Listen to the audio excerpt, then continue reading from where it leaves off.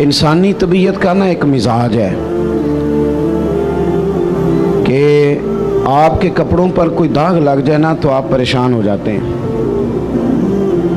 کسی بندے کے گلے کا کوئی ایک بٹن ٹوٹ جائے نا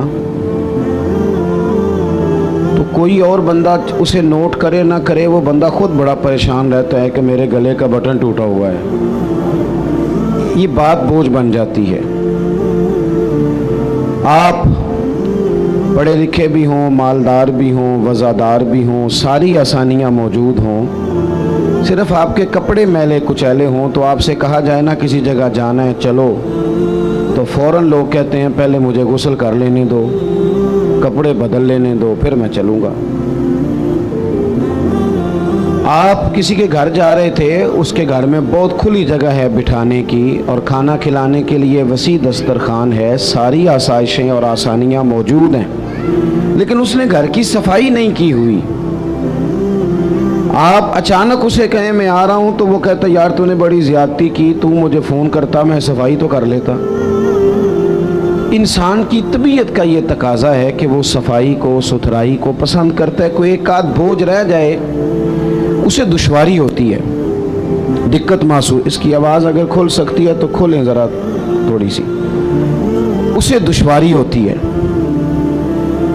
اور جب انسان 2-3 دنوں کا تھکا ہوا، میں اب صبح نکلا تھا، دوپہر میں چنوٹ گیا تھا، اسی طرح ہزاروں لوگ الحمدللہ تشریف لے آئے، ان سے بات کر کے کوئی ذریعہ بنا خیر جمع کرنے کا. اب آپ کی زیارت ہو رہی ہے، کل اللہ موقع بنائے گا تو قصور جائیں گے انشاءاللہ.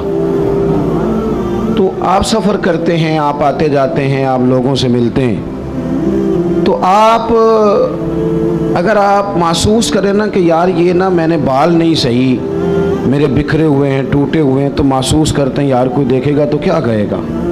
2 جوڑے بھی بعض لوگوں کو دن میں تبدیل کرنے پڑتے ہیں. وہ آسودگی حاصل ہوتی ہے، اس سے تسلی محسوس کرتا ہے آدمی. آپ 2-3 دنوں کے تھکے ماندے جب جا کے غسل کرتے ہیں نا گھر میں تو اتنی کوئی وزن نہیں ہوتا مٹی کا یہ کپڑوں کا، لیکن آپ غسل کر لیتے ہیں تو اپنے آپ کو ہلکا پھلکا محسوس کرتے ہیں. انسان کی طبیعت کا تقاضا ہے کہ تھوڑے سے بھی اگر میل کچیل اس کے ظاہری جسم پہ لگ جائے تو وہ تکلیف محسوس کرتا ہے.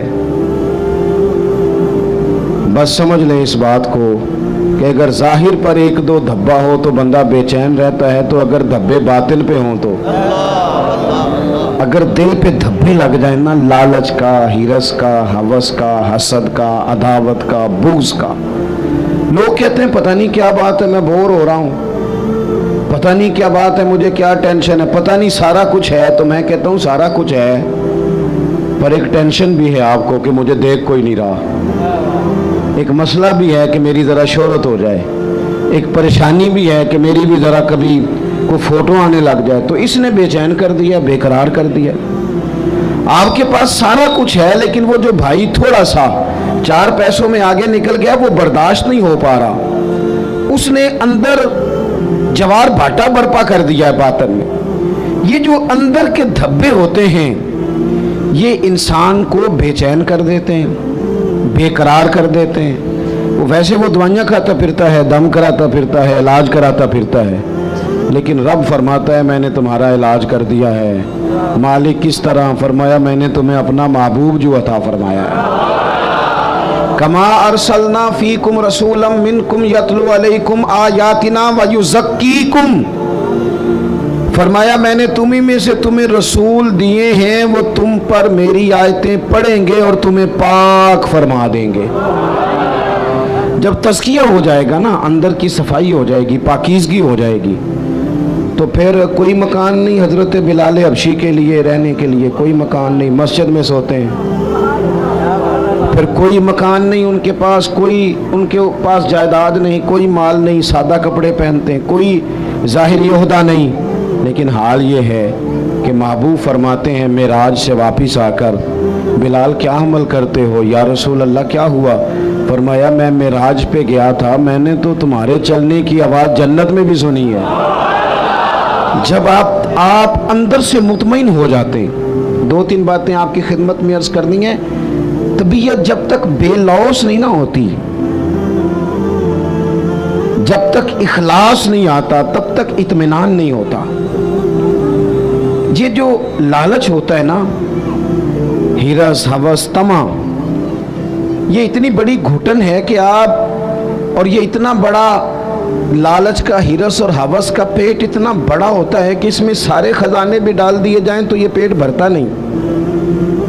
جب آپ لالچ کے رشتے دنیا میں قائم کر لیتے ہیں، جب آپ کچھ لوگ کچھ دو کی پالیسی کی بنیاد پر جینا چاہتے ہیں تو پھر زندگی ایک مشین کی طرح گزرتی ہے.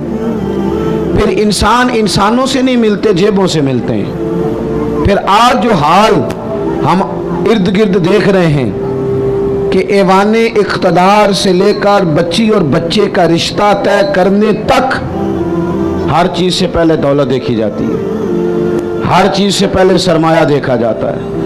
کسی جگہ بھی آپ کو بڑا ہونے کے لیے، عزت کرانے کے لیے پہلے یہ بتانا پڑتا ہے کہ میری جیب میں مال کتنا ہے. نبی پاک صلی اللہ تعالی علیہ وسلم نے ہمارا تزکیہ یہ کیا ہے کہ حضور نے ہمیں بے لوث، اخلاص والی، درد والی اور مروت والی زندگی گزارنے کا کہا.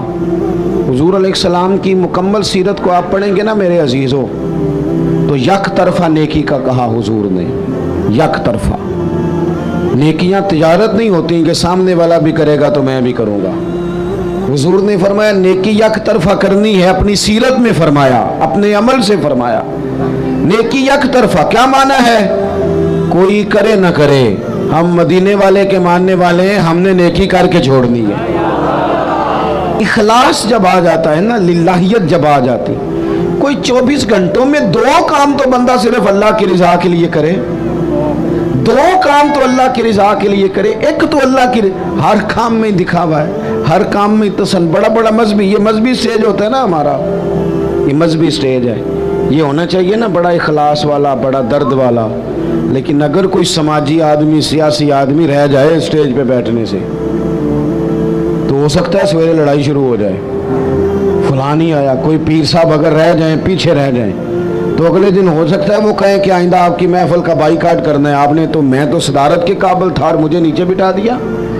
وہ بھائی کوئی تو ایسی جگہ ہو نا، کوئی تو ایسا مقام ہو جہاں یہ ساری چیزیں نکل جائیں. خالص اللہ کی رضا کے لیے انسان کام کرے. خالص. میرے رسول پاک صلی اللہ تعالی علیہ وسلم نے سامنے والے کا انداز دیکھ کر اس کے ساتھ نیکی نہیں فرمائی، بلکہ کریم کا تو ایک منفرد طریقہ ہے پیار کرنے کا.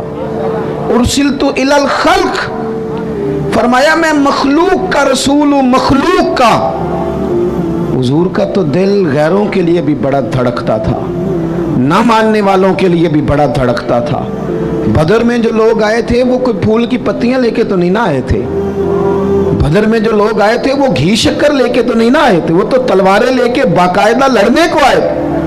وہ تو وہ سارا کچھ کرنا چاہتے تھے جو عرب کے لوگ اپنے دشمن سے کیا کرتے تھے. معاذ اللہ، وہ پہلے قتل کر دیتے، پھر ناک کاٹ ڈالتے، پھر کان کاٹ ڈالتے، پھر وہ ٹکڑے کر دیتے.